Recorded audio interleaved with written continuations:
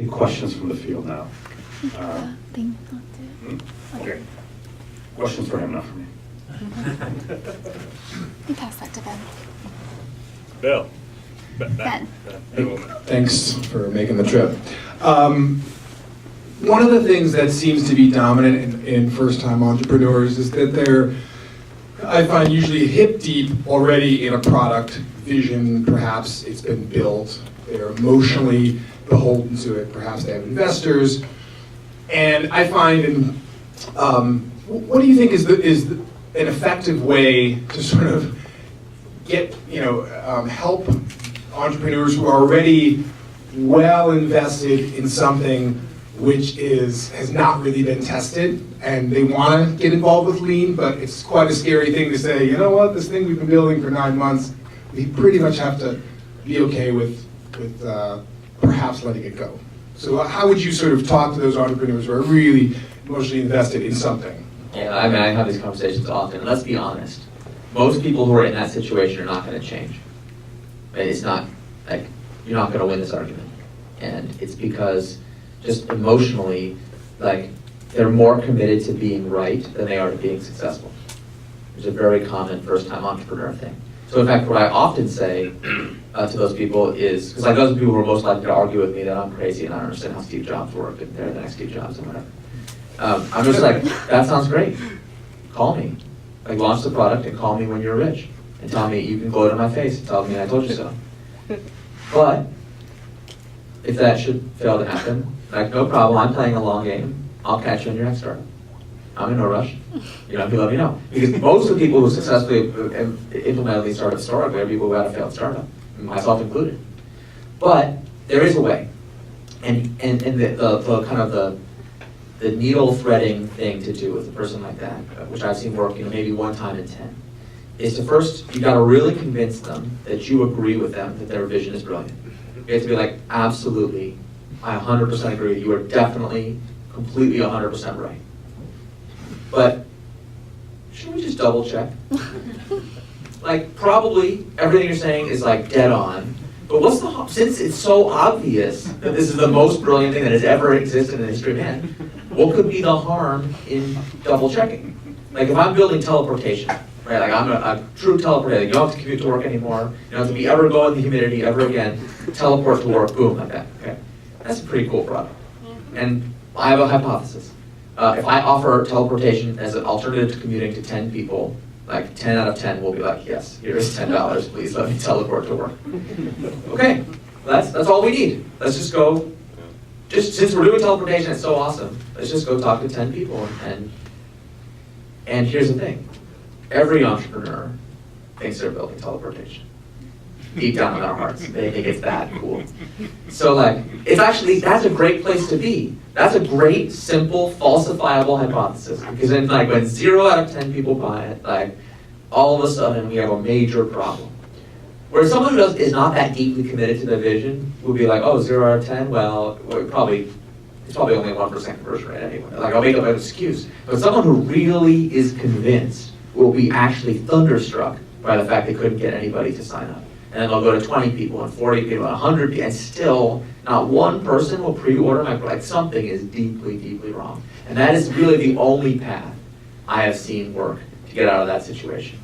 And just one other tip, do not try arguing people out of their bad strategy. This is something I have wasted more hours of my life than I can remember. If you read any book, almost any book on entrepreneurship, as entrepreneurs just make me crazy. The first part, sometimes even like the first half, is all about how to choose a good idea and like business modeling and strategic analysis of good, like, and I used to literally like skip that section. Like, yeah, I know, but I already have the best idea ever, so like I don't care. Like the principles of sound strategy design, I didn't want to learn about disruptive innovation. Like every book I read on strategy made me convinced my strategy is genius. And so, I tried hard to not use the phrase business model or the word strategy in my whole book. I tried not to say anything about it. Not because I don't think it's important, but because I don't think there's anything you could do with a startup once they're on the tracks. All you can do is give them the tools to test for themselves if their strategy works the way they think it does. And that's all they really need to know. They don't need to, like if you're selling direct to consumers on the internet, you don't need to learn about sales channel strategy, for retail. It's just not relevant to you. But if you decide you have to pivot, like, oh my God, I'm screwed, that might be a good time to learn a little bit more about, other possible models. But that's the moment for education, not at the beginning. Certainly not if you're convinced that you're right. Hello, thank you for being here with us today. And my startup is in Africa, so we have a very unique situation. Yeah. And the problem is we have people who have the raw intelligence, but they lack the technical skills. And this is from a foundational standpoint. So it's not even something we can easily fix. But since we are a startup that's dealing with limited resources, how do we, get around that problem? How do we, help these people who have the intelligence get up to the technical skills that we need in order to operate? And this is a problem everywhere in Africa. I believe it. I mean, first of all, let me just say that I'm not remotely qualified to answer this question. And I mean, I'm an engineer at heart, and I really believe in garbage in, garbage out. So I've never been to Africa and don't know anything about it. Well, you need to come. I mean, I would love to. I look forward to that. So let me just add that disclaimer that there are details. You have to get the details right in these situations, and there's no way I can give you any kind of detailed answer because why don't people have the skills? I don't really know. I'll just share my experience, which is that for technical skills, most of the great software engineers that I know taught themselves programming at a young age. And they didn't do it in a class. They didn't do it because somebody made them.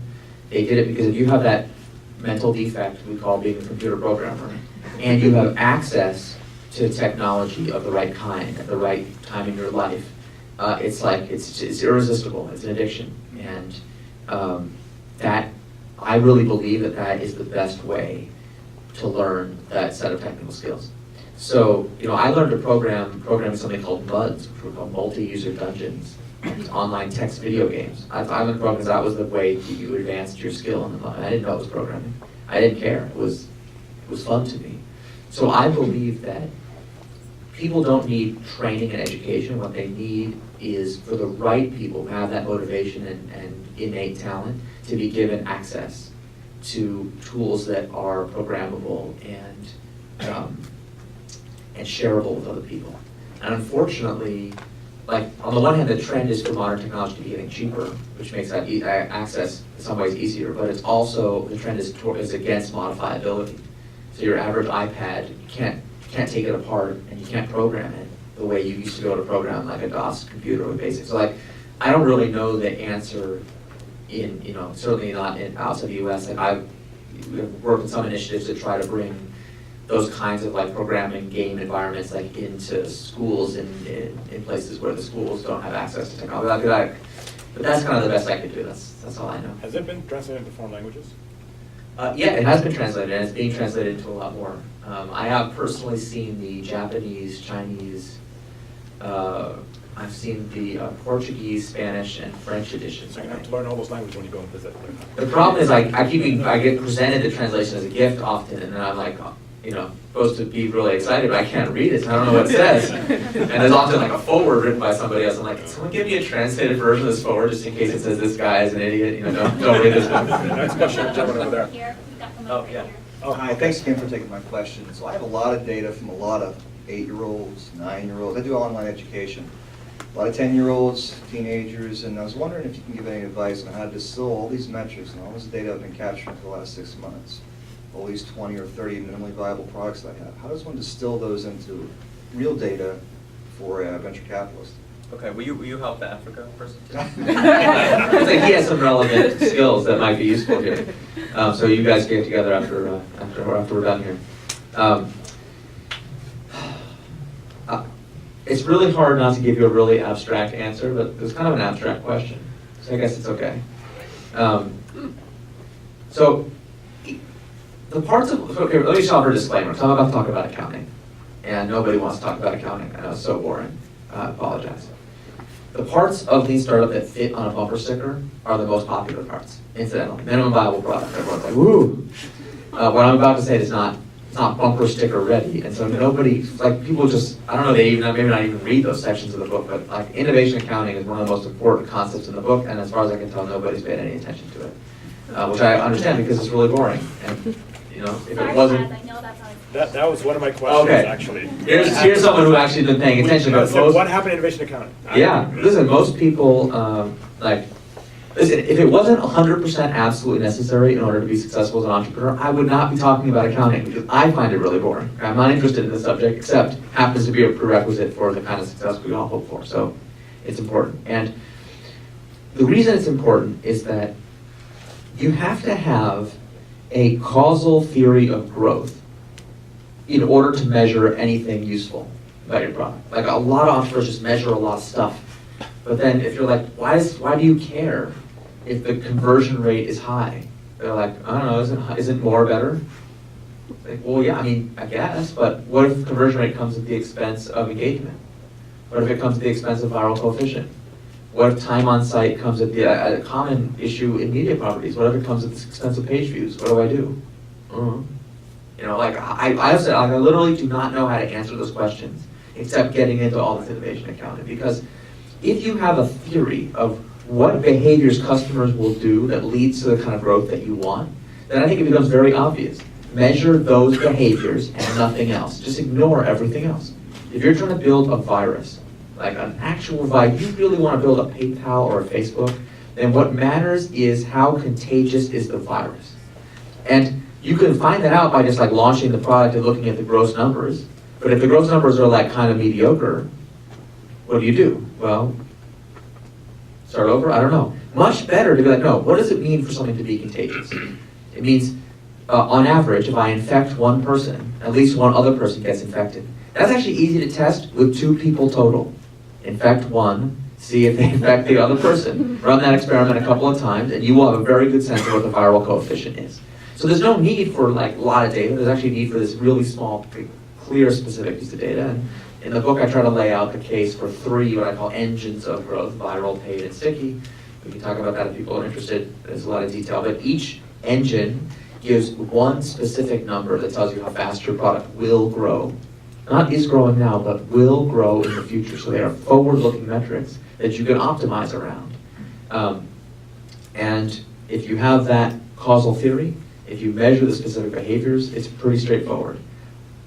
I honestly don't know any other way to answer the question because everything else. What's that? That's a clear answer, thank you. Thank you, appreciate it. Okay.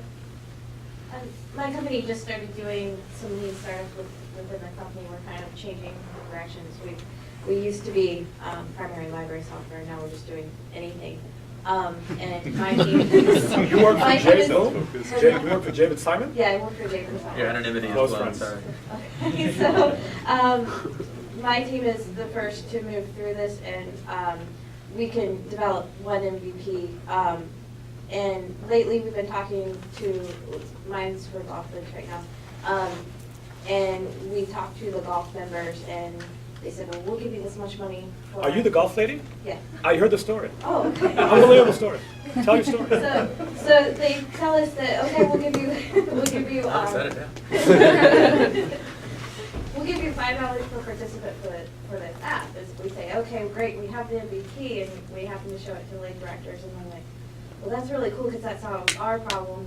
If you add this thing's going to take a lot of development time. So my team's stuck at this point now where we've never done this before. It's our very first attempt at this. Do we take the easy way out and do the very simple app for golf members and get a little bit of money out of it, or do we say, okay, we have enough directors saying that they're going to give us a lot of money for this, and do we take the extra development time to do that? Why not do both? Like, why not collect the easy money now and collect the hard money later? There must be a trade-off I don't know about here. Well, I think it's, I don't know how much development time we're going to be given. I think everything's completely up in the air right now, but. So you haven't actually built this product yet? No, we have, we're doing a ton of interviews, and. I misunderstood. Yeah, we're trying Jabe was at my meetup on Tuesday. We have the features that we have to have for the MVP, for the members, and then also for the directors, but we're just trying to decide now, okay, who do we market to? Yeah. First of all, a word of caution. At the interview stage, you don't know what you have to have yet. Okay.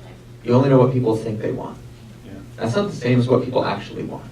So what I would recommend is as soon as possible, you get some actual customers.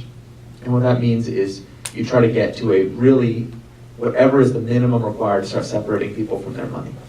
In a business like this, it's very straightforward. actually about, do you use coding for that if that's what has to happen? Whatever has to happen, whatever's the minimum required to get started, to establish a baseline of how people respond. And that's even establishing a baseline of a simpler thing. Like, things can always get more complicated. It's actually much easier to make things more complicated than to make them simpler. So I was just with a team that was, they had built this product. I actually really liked this product, but I guess I'm trying to think what my confidentiality obligations are. Hold on. I mean, I'm not saying about what the product is. I happen to like it. It's in private beta, and it doesn't have any of the social features that are really key to its engine of growth. It's just kind of a single-player version of it. And they're like, well, obviously we can't do the MVP to do the social thing. The social thing's really critical to understand. That will, spur our word of mouth. But I was like, well, I just think that's exactly backwards. Since you have to build features in sequence, you literally can't build them all at the same time. Maybe one thing's done before the other. If you ship incomplete or with only feature 1, then you get really good data on how big of an impact feature 2 has. Because you'll know exactly how much boost you got to your word of mouth from the social features by just shipping the single player thing, measuring the word of mouth, seeing that's not very good, and then seeing the boost. So that's kind of how I would think about this, just based on what you're saying. It's like there's a simple version and a more complicated version. Like there's no cost really to shipping the simple version. So let's just do it. But I would make a decision now, just a hypothesis, for one customer segment or the other that you guys really want to serve. And I'm a little worried that maybe, sometimes I get the vibe, and if I'm reading into the situation, I'm all wrong, no one will be happier than me. But sometimes I wonder if, when I guess which is the more lucrative segment, I start to worry about the vision. It's like, do you really care about, what's this golf thing? Is it possible that you don't care about it that much? Yeah, because it started about something, but the original startup idea started about something I really cared about, and now it's totally off of that, so. I knew it! Oh, I'm really getting good at this. Sorry, I'm really proud of myself. I'm really trying to learn. That's happened to me so many times in my life, and I'm really starting to get a read on that. Okay, good. Then another thing I said is helpful. Just stop. Don't do it. Just stop. Get back to something you care about. Seriously. I know it seems like the pivot into something that people want is a good move. And it sounds very lean, because you're like, the customers didn't want the thing I cared about, they do want this other thing. But you cannot sustain the energy and discipline necessary to do a startup for something you don't care about. It's like science with no vision. It's fine as a learning exercise. If you want to do it, just to do something, that's fine. But if you really want to think this through, it's too tempting to then just start doing whatever makes you the most money. And it's like a very short, dangerous road from that attitude to selling a psychic hotline.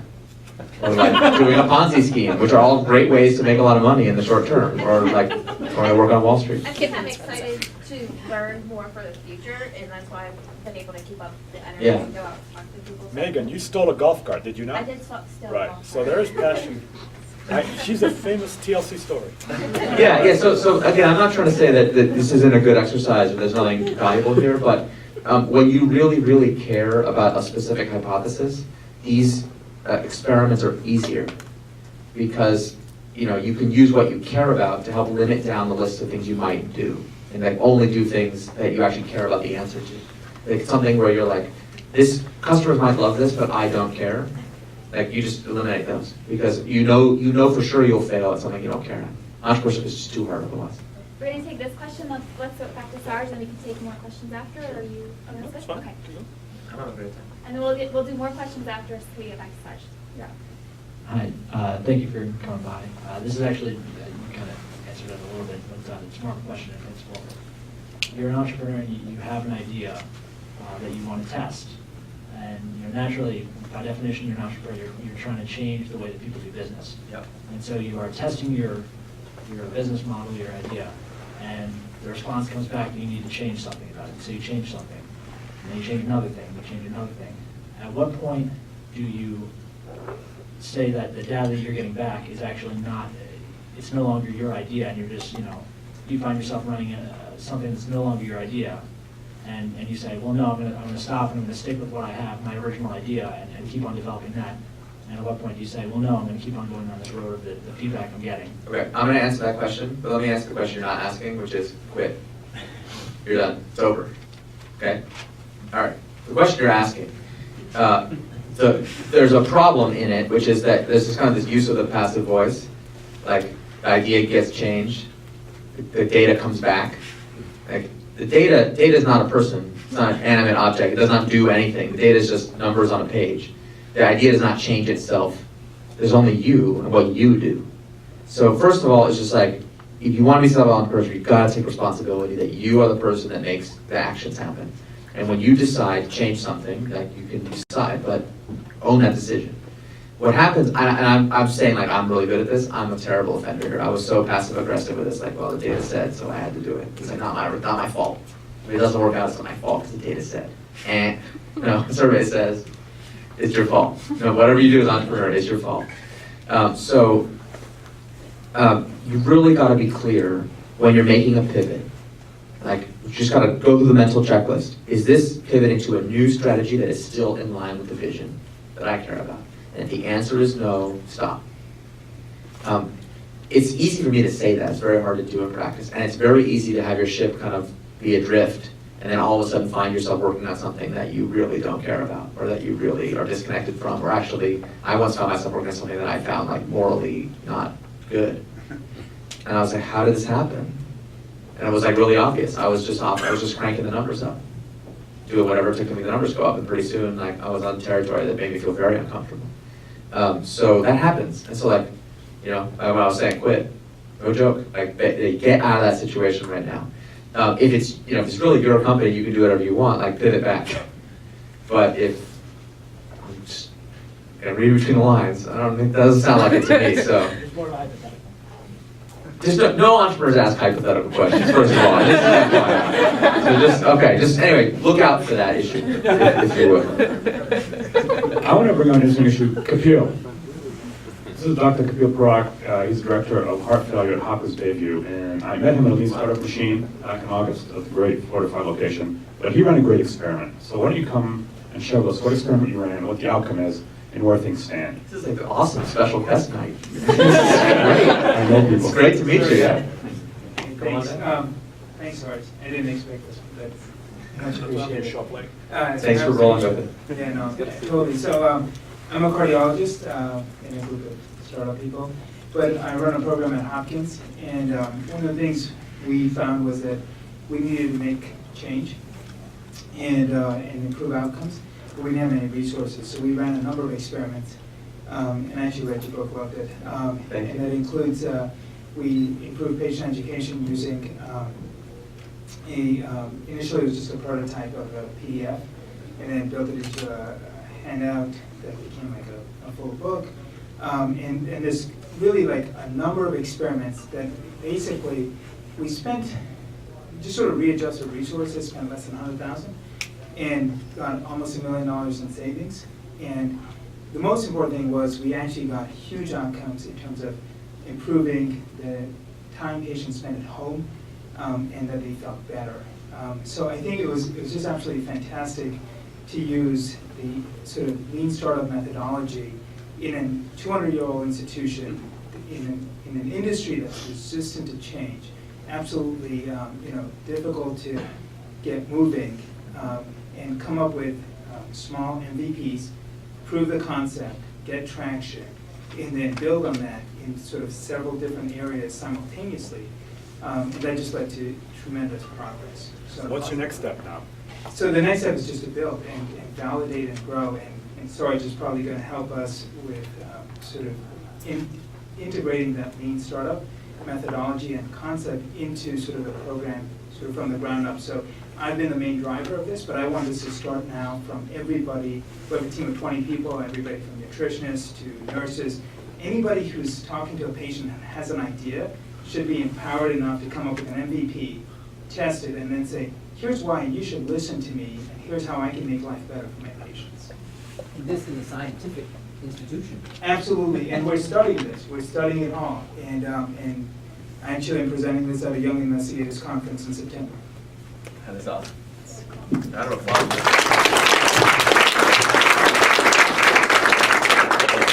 I just want to pick up one thing you just said at the end, which really is so right on. It struck me when I work, especially work with established companies, that you know, most leaders in established companies I talk to, they think they don't have enough good ideas, that they need to get fancy people or better ideas to solve the problem. And like, this is an old Toyota production system idea from way back, that you know, that the best ideas happen at the site of the work itself. You know, the old saying, "Enshi Genbutsu," go to the place where the work is done and see it for yourself. And so, if I ask most people in most companies, do you have any ideas for ways that your company could work better? The problem is that I can't shut them up. It's like I'm listening for hours, right? And I can take a CEO of a major company we'll walk the floor and talk to the line employees, and they'll have tons of ideas. But if I ask the question, let's take one of your ideas. What if you actually wanted to get it implemented? What are the specific steps you would take to prove that your idea is actually a good one? Like, I don't have to worry about them talking too much at that point. They're just going to be quiet. They don't know the answer. And if you really think about that, that is not a meritocratic, scientific-based workplace, right? Like, because what ideas get implemented are based on who's buddies with who and who knows what and who can work this. Like, that doesn't make sense. Every idea should compete on its merits based on, you know, whether it actually delivers the results for the company. And so, you know, kudos to you not just for running the experiment yourself, but for trying to build a workplace where every person is given the opportunity to test their own ideas in MVPs. That's awesome. So my name is Kat Schreier. I'm about to launch this week Water Citizen News. About a year and a half ago, after 20 years in water resources planning policy, closed down my business and started trying to figure out how to do better communication and education and outreach on water, and came up with this news site. We've got 20 amazing stories. I have managed to piece this together. I used to think I was doing some version of Lean Startup. Now I realize I'm just starting. Yeah, next week is World Water Week, and we're going to take 5 of the best stories, and while I'm cleaning up the rest of the tweaks on the site, start putting out sneak peeks next Friday, get the whole thing up, and then hit the water conferences. I've got a stack of sponsors, major corporations that have said, we want to sponsor this. I mean, I've been in the field a long time. I know what the needs are. I know that I'm hitting the right targets on everything. And I have not put that sponsor kit together to actually get the money in my hand. And yeah, it's... What's the question? Well, and there is no question. She already knows the answer to her own question. She's just having, this is just therapy. It's okay. It's okay. Listen, everyone laughing right now, you tell me this hasn't occurred to you in the last hour. Like, let he who is, whatever, you know what I'm saying. Yeah, you know what you have to do. Don't wait till next Friday. Well, what's going to be true next Friday that's not true right now? Well, next week my entire life is going to change. I know that. This is going to hit, and everything is going to change. And let's just double check.